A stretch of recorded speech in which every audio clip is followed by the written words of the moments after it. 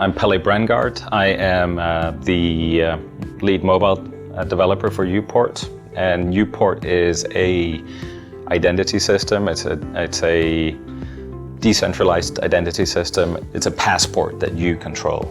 So the question is, who are you?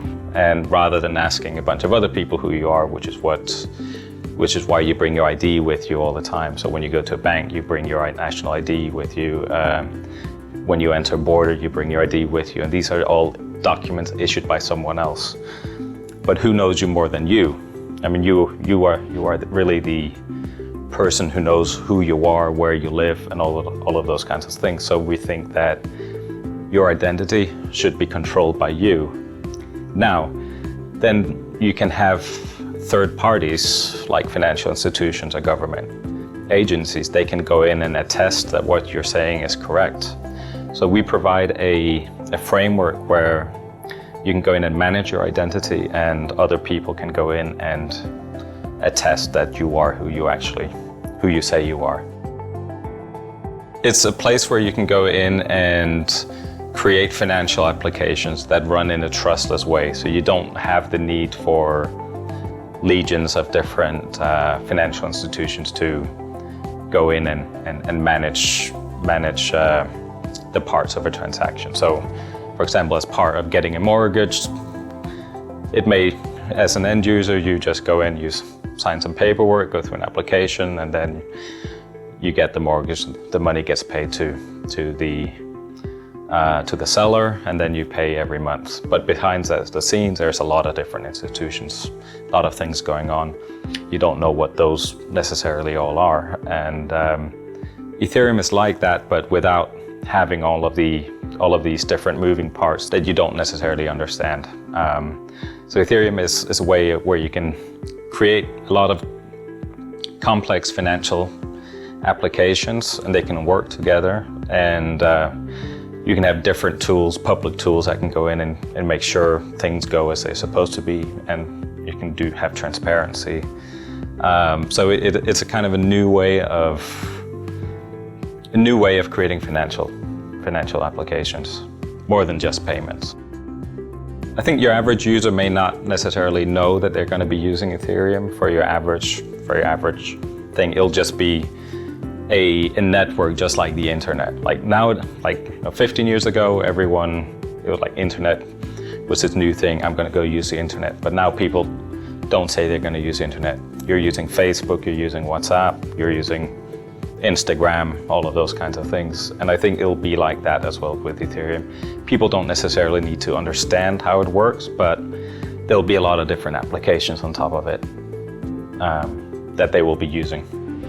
Well, identity is going to be an interesting one, because that's a key for allowing traditional financial institutions to go in and offer services on Ethereum.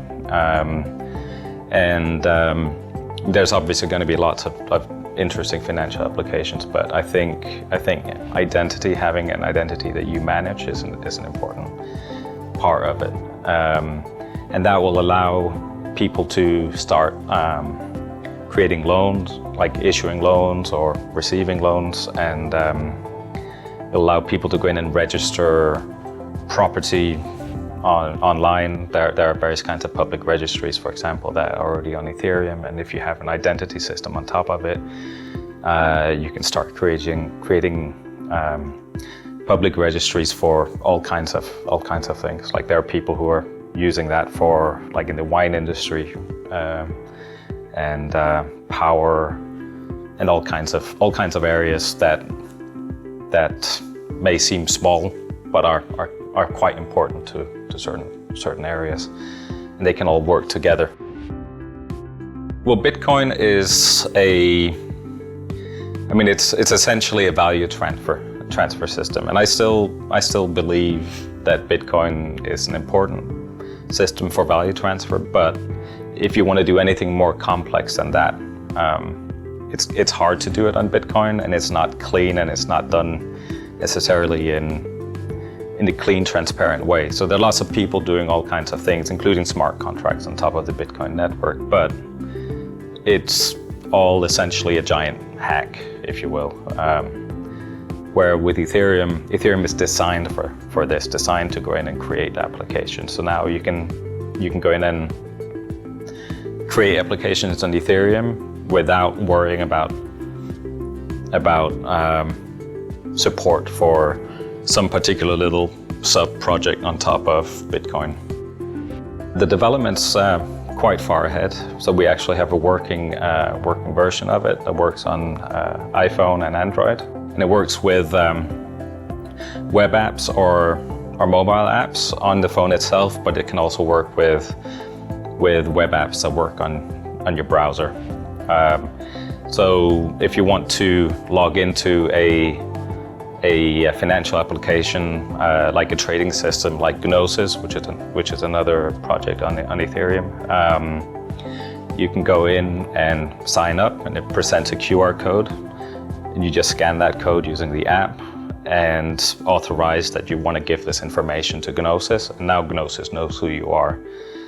And using the same app, you can now interact with the application. So you can go in and make trades and buy and sell things using your mobile app.